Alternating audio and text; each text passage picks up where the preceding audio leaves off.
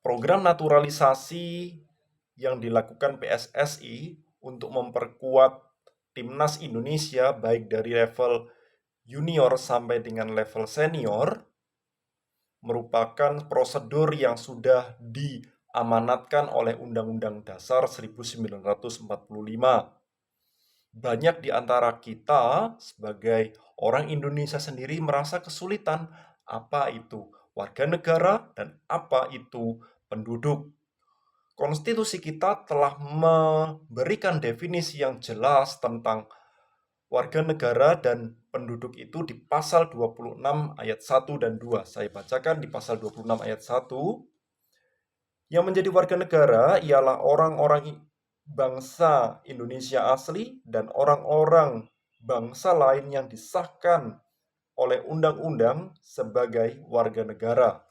Jadi, yang menjadi WNI, warga negara Indonesia, adalah orang-orang yang lahir di Indonesia, punya orang tua di Indonesia, kemudian pada gilirannya mendapatkan KTP Indonesia, itu warga negara Indonesia.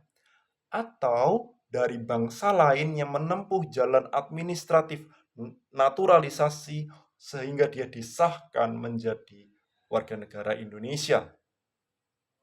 Kemudian penduduk ialah di pasal 2. Penduduk ialah warga negara Indonesia dan orang asing yang bertempat tinggal di Indonesia. Jadi penduduk adalah orang Indonesia asli. Kita sebagai warga negara juga merupakan penduduk di wilayah Indonesia.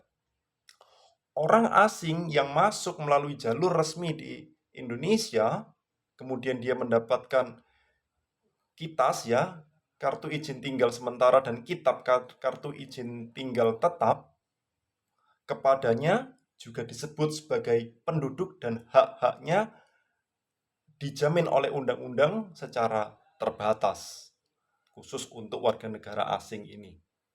Begitu teman-teman, jadi jelas tentang apa itu warga negara dan apa itu penduduk. Kalau warga negara ialah orang yang lahir di Indonesia, punya orang tua di Indonesia, atau orang lain dari bangsa lain yang ingin dinaturalisasi, sedangkan penduduk ialah orang yang mendiami Indonesia.